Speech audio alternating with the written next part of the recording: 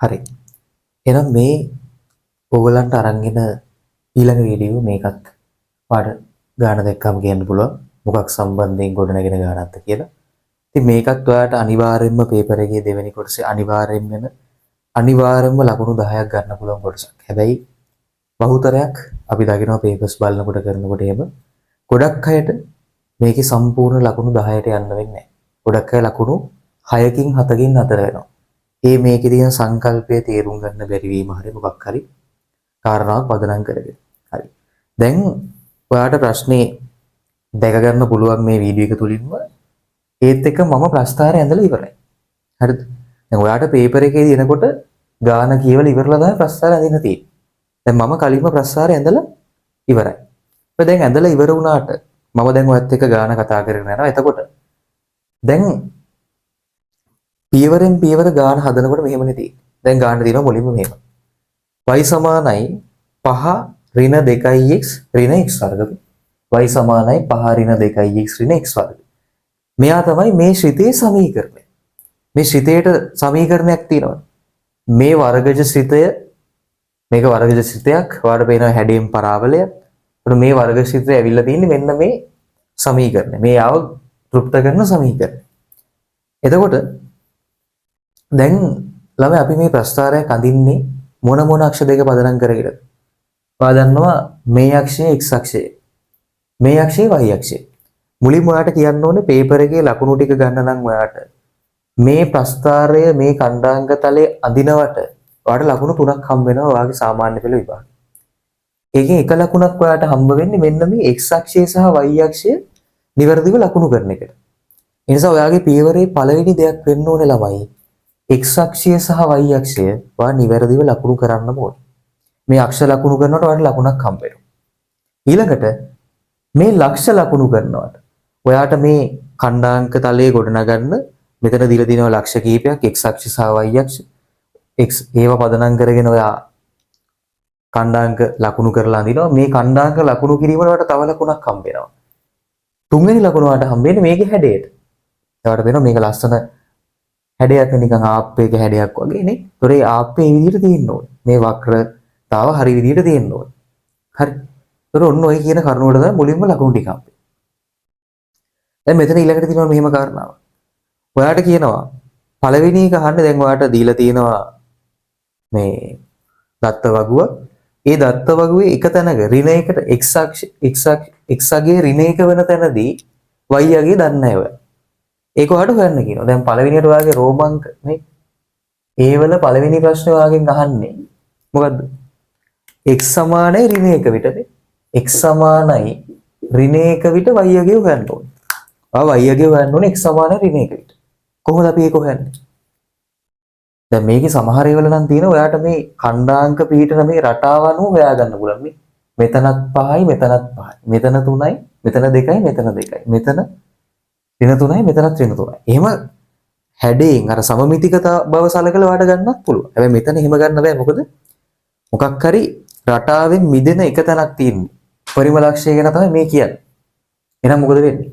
එහෙනම් මට සිද්ධ වෙනවා මේ සූත්‍රයට ආදේශ කරලා බලන්න. මේ මෙයා මේ සූත්‍රය තෘප්ත කරනවා.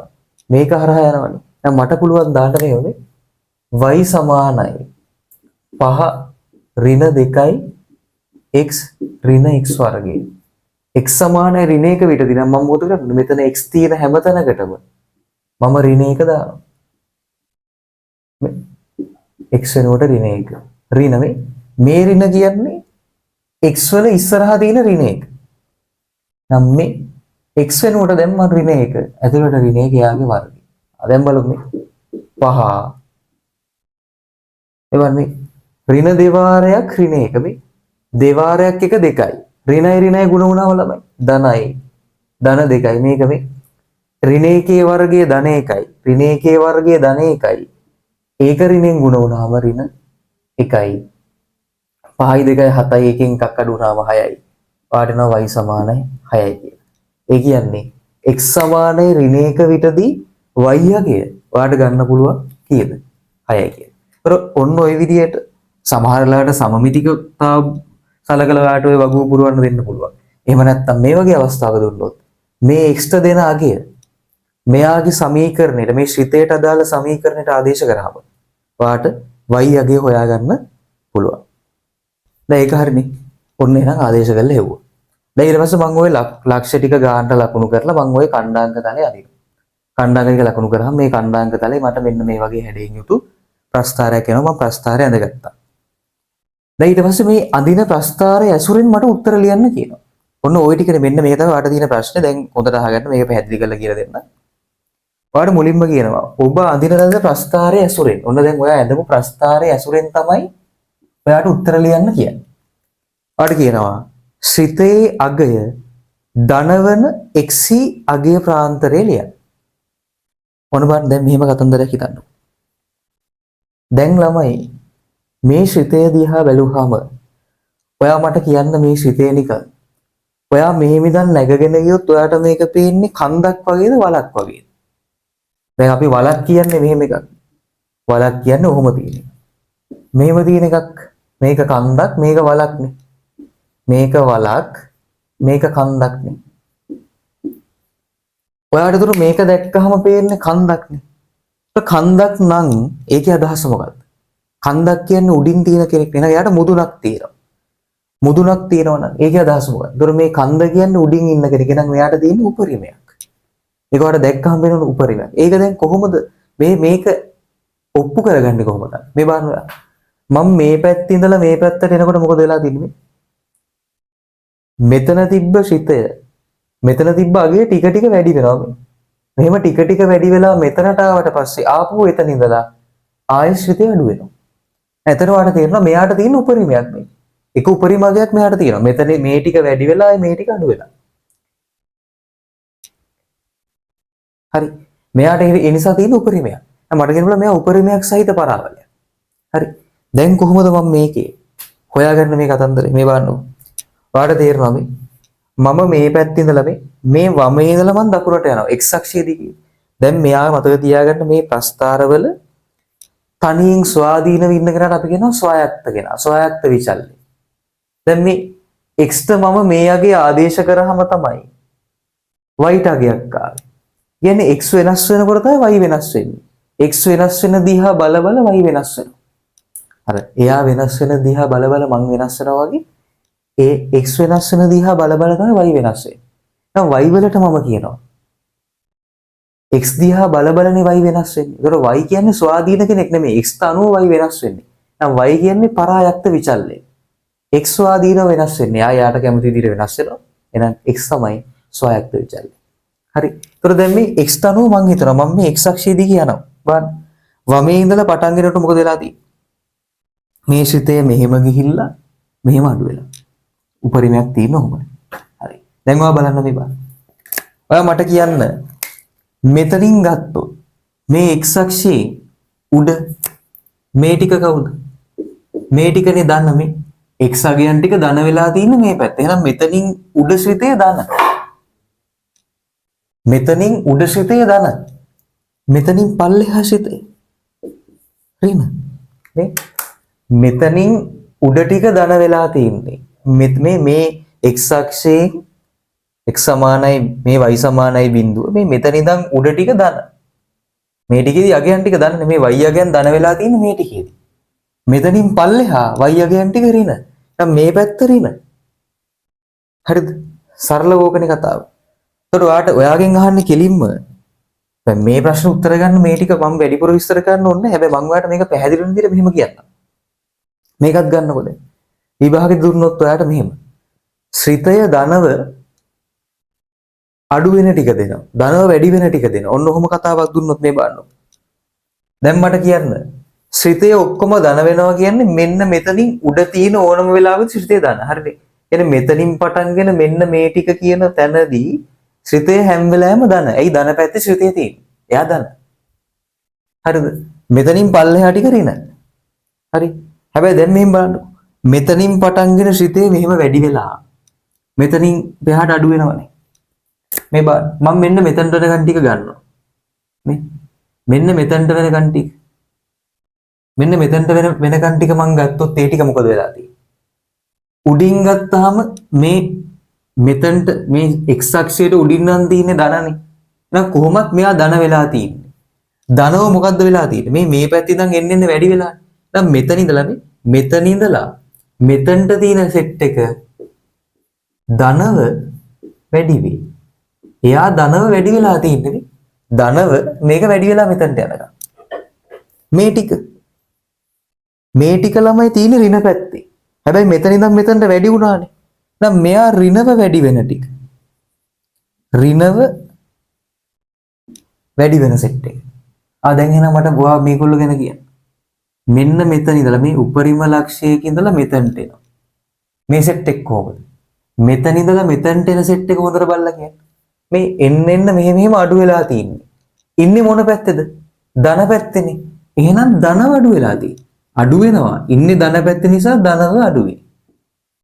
එහෙනම් මේ ටික දැන් ඔයාට ඕන කෙනෙකුට තේරෙනවා. අඩු වෙලා තිනවා. ඉන්නේ x අක්ෂයෙන් පල්ලෙහා, ඒ කියන්නේ ඍණ පැත්තේ. එහෙනම් ඍණව අඩුයි. ඔය ශ්‍රිතයේ ධනව අඩු වෙන ටික, ඍණව අඩු වෙන ටික, ඍණව වැඩි වෙන ටික ඔන්න ඔය ටිකනේ. දැන් ඔය ටික මම කියලා දුන්නා. දැන් මම හිතනවා ඒ ටික හොඳටම පැහැදිලි. ඒ ටික ඔයාලට හොඳටම පැහැදිලි ඇති. දැන් හැබැයි ගානේ අහන්නේ ළමයි මේක නෙමෙයි. ගානේ ඔයාගෙන් අහන්නේ දැන් මේකෙදි නම් අහන්නේ ශ්‍රිතය ධනවන මේ බා. ශ්‍රිතය ධනවන x යගේ ප්‍රාන්තරේ. ශ්‍රිතය ධනවන ටික මේ ශ්‍රිතය ධන වෙන්නේ කොහෙද? මේ ටිකක් ධන, මේ ටිකක් ධන. ඒ කියන්නේ මෙතනින් උඩ ටික ධන. බලන්න ධන වෙන්න පටන් ගන්න තැන. මෙන්න මෙතන. ඉවර වෙන තැන මෙතන. එහෙනම් ඔන්න උතෙන්ට අදාළ x අගය ලියන්න මේ. මෙතනට x අගයක් තියෙනවා, මෙතනට x අගයක් තියෙනවා. දැන් ආසන්න වශයෙන් මම හිතනවා මේක කැපෙන්නේ මෙතන නම් ඍණ 3.6 දී. මෙතන ධන 1.6 දී. කියලා මං හිතනවා. මේ කැපෙන තැන හරිද? ආසන්න වශයෙන් ඔයා හරියට අඳාම ආට ගන්න පුළුවන්. මේ x කැපෙන තැන මෙතන. ඔයාට තේරෙනවා මෙන්න මේ පරාසෙමේ මෙතන ඍණ දෙකේදී ගත්තොත් ශ්‍රිතයගේ ධන, ඍණ එකේදී ගත්තොත් ධන, බිඳුවේදී ගත්තොත් ධන, එකේදී ගත්තොත් ධන. මෙතනට වෙනකන් මේ තියෙන හැම x අගයකදීම ශ්‍රිතය මොකද වෙලා තියෙන්නේ? ධන වෙලා තියෙන්නේ. කියන්නේ මේකෙන් උඩින් තියෙන ධන පැත්තේ තියෙන්නේ. එහෙනම් මේ x අගයේ ඉඳලා මේ x අගයේ වෙනකන් මෙයා ධන වෙලා තියෙන්නේ. එහෙනම් මට කියන්න පුළුවන් නේද? මෙතන ඉඳන් මෙහෙට යන x මෙතනට වඩා අඩු වුණොත් මේ x මෙන්න මේ කියන කලාපය ඇතුලේ x තියෙනකොට මේ පරාසය ඇතුලේ x තියෙනකොට ශ්‍රිතය හැම වෙලාවෙම ළමයි ධන. නම් මට ලියන්න පුළුවන් මේ ධන වෙන x අගයේ ප්‍රාන්තරය කීයද? බලන්න ඍණ 3.6ට වඩා ඍණ 3.6ට වඩා මේ බලන්න මේ පැත්තට වෙනවා කියන්නේ x ඍණ 3.6ට වඩා x වැඩි නේ.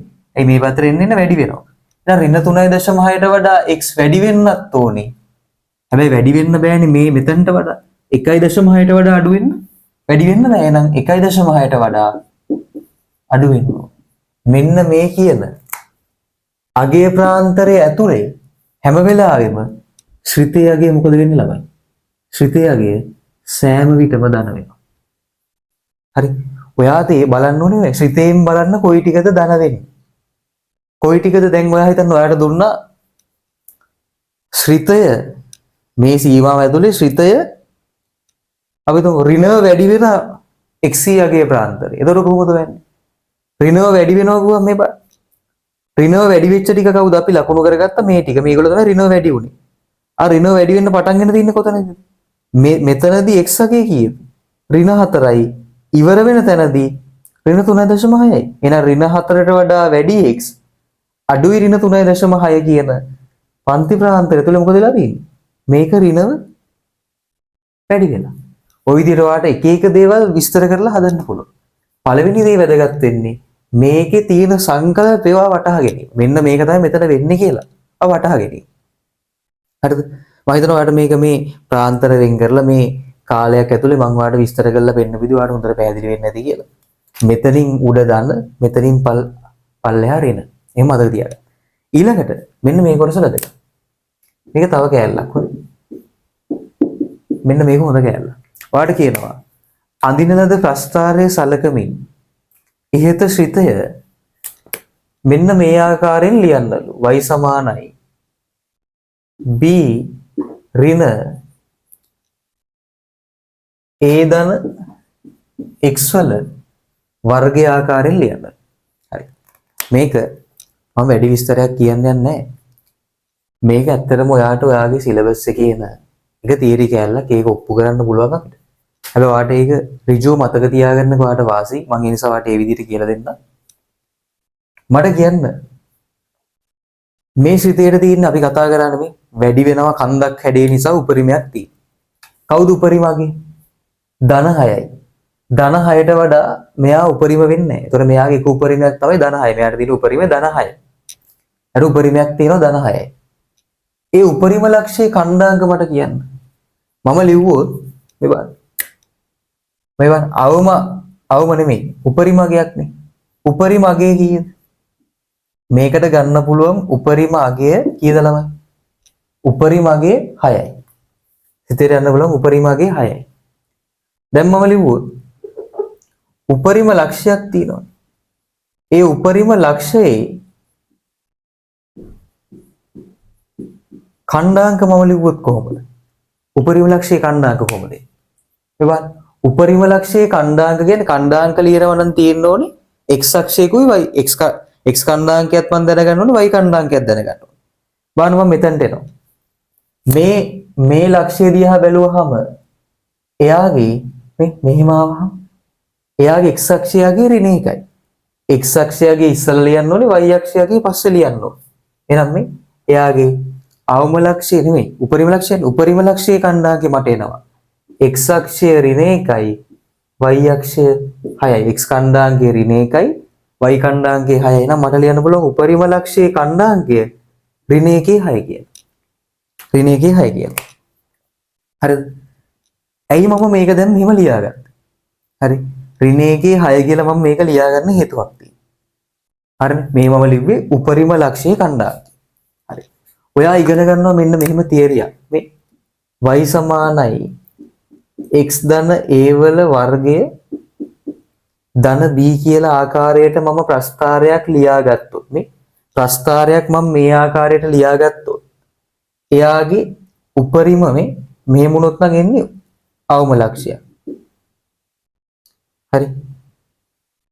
තම මෙහෙම ගන්නවා අපි කතා කරන්නේ උපරිම ලක්ෂය ගැන නිසා මෙන්න මෙහෙම ලියාගත්ත කියන්නකො මම y සමානයි ඍණ x ධන a වල වර්ගය ධන b කියලා මම ප්‍රස්ථාරේ ලියාගත්තොත් මේ ප්‍රස්ථාරේ උපරිම ලක්ෂයේ කණ්ඩාංකේ මට ගන්න පුළුවන්ලු මේ ඇතුලේ ඉන්න a කියන කෙනා ඉන්නේ. අන්න එයාගේ ඍණ අගයයි මේ එළියේ ඉන්න නියත පදේ මට ගන්න පුළුවන්ලු උපරිම ලක්ෂයේ කණ්ඩාංකය. කොහොමද ගන්නෙ? මේ ආකාරයට මම ප්‍රස්ථාරයක් ලියාගත්තොත් එයාගේ මේ වර්ගපදයේ ඇතුලේ ඉන්න එක්කෙනාගේ ඍණාගේ x කණ්ඩාංකයේ විදියට මේ එළියේ ඉන්න එක්කෙනා y කණ්ඩාංකයේ විදියටත් මට උපරිම ලක්ෂයේ කණ්ඩාංක ලියා ගන්න පුළුවන්. එහෙනම් මම ඒ විදියට මේක හිතුව මේ තියෙන උපරිම ලක්ෂයේ කණ්ඩාංකය. මේ උපරිම ලක්ෂයේ කණ්ඩාංකය මම මෙහෙම ලියන් තියෙන්නේ. එහෙනම් මේක ළමයි මට මේ විදියට ගන්න පුළුවන්. කොහොමද? මේ බලන්න. y කොහොමද ගන්නෙ? මේ y සමානයි ඔන්න බලන්න. y සමානයි. හොඳට මට කියන්න බලන්න. y සමානයි මොකද වෙලා තියෙන්නේ? y සමානයි නේ මෙතනට ආවේ ඇතුලේ තිබ්බෙක් කෙනාගේ ඍණාගය මේ ඇතුලේ තිබ්බෙක් කෙනා ඍණෙන් ගුණ වෙලා තමයි මෙතනට එන්නේ. එහෙනම් ඔයාලට තේරෙන්න ඕනේ මෙතන ඉන්න එක්කෙනාගේ ධනාගය තමයි ඇතුලට යන්න ඕනේ. ඍණේකේ ධනාගය මෙයා ඇතුලට යනවා මට ලියන්න පුළුවන් මේ. ඍණ මේව ගන්න මේ ආකාරයෙන් ලියනවා මේ b කියන්නේ එළියෙන් ඉන්න එක්කෙනා. නැත්නම් කෙලින්ම එළියෙන් ඉන්න එක්කෙනා කවුද? මේ කණ්ඩායමකට සමාන. එහෙනම් 6 ඍණ a වලට යන්නේ මෙයා ඍණෙන් ගුණ වෙලානේ මෙයා ඉන්නේ. එහෙනම් මෙයාගේ ධනාගය තමයි මෙයා. එහෙනම් මෙයා 1යි. ධන x වල වර්ගය. ඒ කියන්නේ මට මේක ලියන්න පුළුවන්. a සමානයි 1යි b සමානයි 6යි කියලා. ඔන්න ඕක තමයි ළමයි. මම මේ සමීකරණය ගොඩ දා ගන්නවා කියලා කියන්නේ. මම මේ ප්‍රස්ථාරය මේ ආකාරයෙන් නිරූපණය කරනවා කියලා කියන්නේ මෙන්න මේකට. හරිද? ඔයා මේක පැහැදිලි මතක තියාගන්න. මෙන්න මේ ආකාරයෙන් ලියාගත්තාම ප්‍රස්ථාරයක් එයාගේ උපරිම ලක්ෂයේ කණ්ඩාංකේ මට ලියන්න පුළුවන්ලු. මෙතන තියෙන එක්කෙනාගේ ඍණාගේ x කණ්ඩාංකේ විදියටත් එළියෙන් ඉන්න එක්කෙනා y කණ්ඩාංකේ විදියට. ඒ සංකල්පය පාවිච්චි කරලා තමයි මම මේක ගොඩනගාගත්තේ. මම හිතනවා ඔයාට වැඩේ පැහැදිලි ඇති කියලා. ඊළඟට තියෙන එක තමයි තව දෙයක් මට මෙන්න මෙහෙම කියන්න ඕන. මේ තව ඔයගලන්ට අහන්න පුළුවන් ප්‍රශ්නත් එක්ක මම මේක කියනවා. මේ ප්‍රස්ථාරේ මේ ඇඳපු පරාවලය නැත්තම් ඔයාගේ කතාවෙන් නම් මේ ආප්පේ සමාන කොටස් දෙකකට වෙන් කරන අක්ෂයක් තියෙනවා. මේ රේඛාව බලන්න. මෙන්න මේ උපරිම ලක්ෂය දිගේ යන මේ රේඛාව තියෙනවා. ඔයා ওই රේඛාව දිගේ බැලුවොත් ඒ රේඛාව මගින් මේ ආප්පේ සමාන කොටස් දෙකකට කපනවා. මේ පරාවලය සමාන කොටස් දෙකකට වෙන් කරනවා. මෙන්න මේ මෙයාව සමාන කොටස් දෙකකට කඩන නිසා මේ රේඛාවට අපි විශේෂ නමක් දෙනවා. එයාට කියනවා අපි සමමිතික අක්ෂය. මොකද්ද? මොන මිතිකද? සමමිතික අක්ෂය. ඔයාට දුන්නොත් ගානක ඔයාට සමහරවිට ගණන් වල දෙනවා. සමමිතික අක්ෂයේ සමීකරණය මේ සමමිතික අක්ෂයේ සමීකරණය කියලා. කොහොමද ගන්නෙ අපි? සමමිතික අක්ෂය කියන්නේ මෙයානේ. සමාන කොටස් දෙකකට මේ පරාවලයේ බෙදෙන රේඛාවට කියනවා සමමිතික අක්ෂය කියලා. එයාගේ සමීකරණ ලියන්න කිව්වම ඔයා මට කියන්න. මෙයා මෙහෙම නෑනේ. ඔයා හොඳට බැලුවොත් එයා මේ y අක්ෂයට සමාන්තරයි. y අක්ෂයට සමාන්තරයි කියන්නේ ඔය බලන්න කොහෙදිවත් මෙයාගේ y අගයක් කැපෙන්නේ නෑනේ. y අක්ෂය කැපෙන්නේ නෑ මේ රේඛාව. එයා y ට සමාන්තර වෙන්නේ.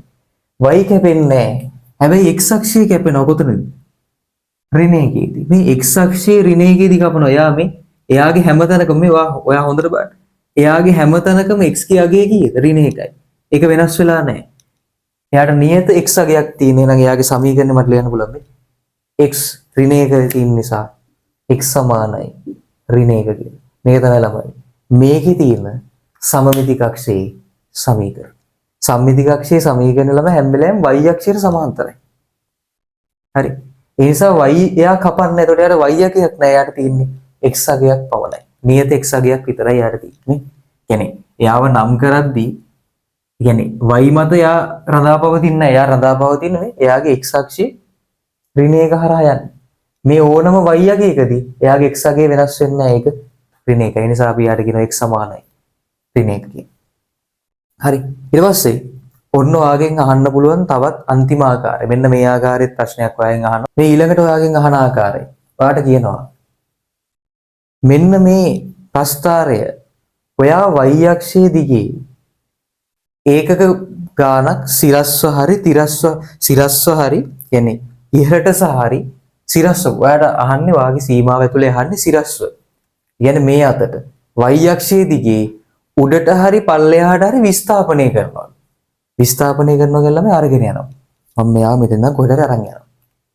අරන් යනකොට ඔයාට කියනවා y අක්ෂයේ දිගේ ඒකක දෙකක් පහළට විස්ථාපනය කළ විට ලැබෙන ශ්‍රිතයේ ප්‍රස්ථාරය x අක්ෂයේ ඡේදනය කරන කණ්ඩාංක ලියන්න. හරි. මේක හොඳ තර්කයක්. මේක හොඳට මතක තියාගන්න. ඔයා මට හොඳට කියන්න මේක හරියට හැඩයෙන් නියත පරාවලයක් නේ. හැඩයෙන් නියත ආප්පයක් වගේ. මම මේකේ කරන්නේ මෙච්චරයි. මේකේ හැඩය ප්‍රමාණය මුකුත් වෙනස් නොකර මම මේක මෙහෙම්ම සීරුවෙන් ඇදගෙන එනවා ළමයි. y අක්ෂයේ දිගේ එකක දෙකක් කියන්නේ මේ 6 ඉඳලා 5ට එනවා එක ඒකකයයි 5 ඉඳලා 4ට එනවා තව ඒකකයයි. කියන්නේ දැන් මේ ප්‍රස්ථාරේ තියෙන්නේ 4 මෙන්න මේ උපරිම අගය මං අරන් ආව 4ට. ඔන්න ඕකයි වෙන්නේ මේ උපරිම අගය මම 4ට අරගෙන ආවා. හරිද? හැබැයි ඔයා බලන්න මම මේක මෙහෙට හෙලෙව්වේ නෑනේ. මේක මම මෙහෙම්මයි අරගෙන ආවේ. මේක වෙනසක් වුන්නේ නෑ. එහෙනම් ඔයාට තේරෙන්න ඕනේ මේ සමමිතික අක්ෂය මෙයාව සමාන කොටස් දෙකකට බෙදෙන සමමිතික අක්ෂය වෙනස් වෙන්නේ නැහැ. එයත් නියතයි. මෙයාව ගෙනියනවලු y අක්ෂයේ දිගේ ඒකක දෙකක් විස්ථාපනය කරනවා. හරි.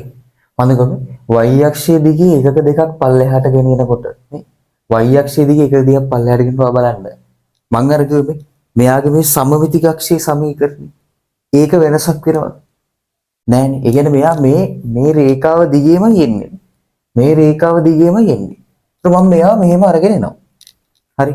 දැන් ඔයාගෙන් අහන්නේ එහෙම ගෙනාවහම x අක්ෂයේ ඡේදනය කරන ඛණ්ඩාංක ලියන්නද මේ? x අක්ෂයේ ඡේදනය කරන ඛණ්ඩාංක ලියන්න. x ඡේදනය කරන ඛණ්ඩාංක. ඒත් x ඡේදනය කරන ඛණ්ඩාංක ටික මම හොයාගන්න බෑ. එතකොට x අක්ෂය කියන්නේ මෙයා ඒක x අක්ෂය ශ්‍රිතේ ප්‍රස්ථාරයේ x අක්ෂය ඡේදනය කරන ඛණ්ඩාංක ලියන්නලු. එහෙනම් මම මෙතන මේ මෙයා කොතනදීද x අක්ෂය ඡේදනය කරන්න කියලා එතන ඛණ්ඩාංක මම ලියන්න ඕනේ. ඛණ්ඩාංක ලියන්න නම් මම දැනගන්න එපේ ඛණ්ඩාංකයක් ලියන්න මට ඕනේ x ඒ කියන්නේ එයා ඒ ලක්ෂයේ x අගයත් ඕනේ y අගයත් ඕනේ. ওই දෙක හොයාගන්න බෑ. දැන් මම හොඳටම දන්න දේ මේක දන්නවා. හරි. දැන් මම දන්නව නේද? එතකොට ඔයා මට හිතන්න මේකේ වෙනස් වෙන්නේ කවුද? මම මේක මෙතන ඉඳලා පල්ලෙහාට ගේනකොට 6 තිබ්බ උපරිමගේ 4ට එනවා. මේ 6 තිබ්බ උපරිමගේ දැන් 4ට එනවා. මෙතනට එනවා. මෙතනට එනවා. 6 තිබ්බ එක්කෙනා මෙතනට එනවා.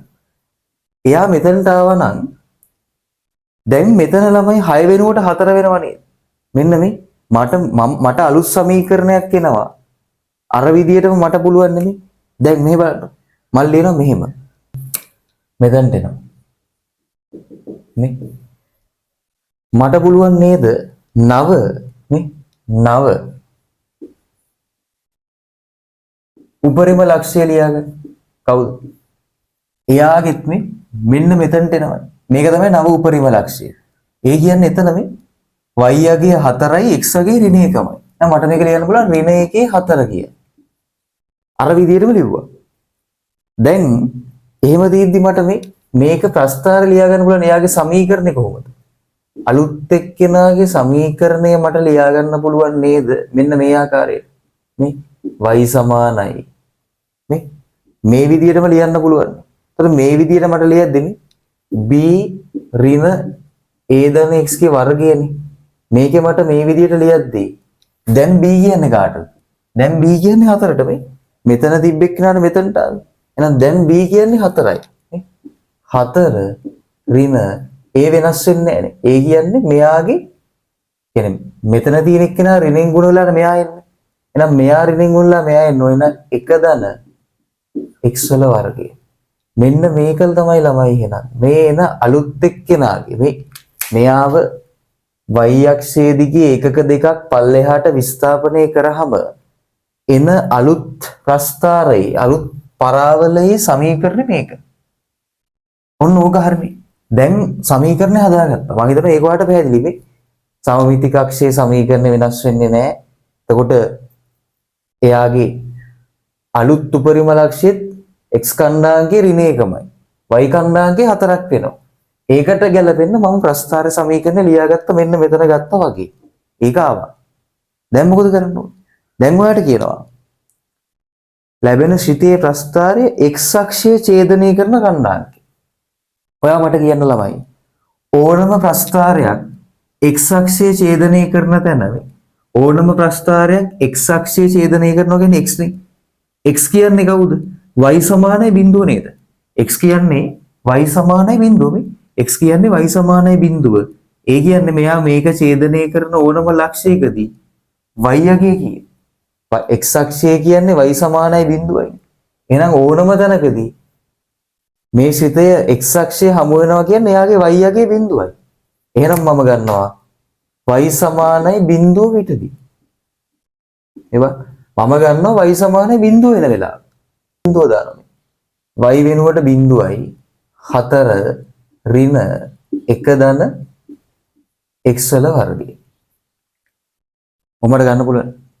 දැන් මම x වලට ගියන්න හොයන්න ගන්නවා. බලන්න. මට පුළුවන් මේ ඍණ 1 ධන x වර්ගයේම සමීකරණය එහා පැත්තට අරන් යන්න. එතකොට මොකද වෙන්නේ? එයාගේ ලකුණ ධන වෙලා එයා 1 ධන x වල වර්ගය වෙනවා. මේ පැත්තේ 4 ඉතුරු වෙනවා. දැන් ඔයාලට තියෙන ළමයි සාමාන්‍ය මේ වර්ගයක් නේ. අපි වර්ගය නැති කරන්න එක්ස්ට්‍රා එකක් කරන්න මොකද කරන්න ඕනේ? දෙපැත්තෙම ගන්න ඕනේ වර්ගමූලය. දෙපැත්තෙම මම වර්ගමූලය ගන්නවා. ගත්තාම කොහොම මම මේකේ මෙතන උත්තර ටික මෙතනට අරන් යන්න. මේ දැන් හදනවා මේ බලන්න. දැන් මේ මම මේක අරන් ගියා. දැන් බලන්න මෙයාගේ වර්ගමූලය ගත්තාම 1 ධන x ගේ වර්ගමූලය 1 ධන x වෙනවා. සමානයි 4 වර්ගමූලය 4 හැදෙන්නේ 2 වැඩි කිරීම 2. ඍණ 2 වැඩි කිරීම ඍණ 2 ධන 4ක් වෙනවා. එහෙනම් මෙයාගේ වර්ගමූලය ධන හෝ ඍණ 2 වෙන්න ඕනේ. ඔය අවස්ථා දෙකම හැම වෙලාවෙම හිතන්නේ.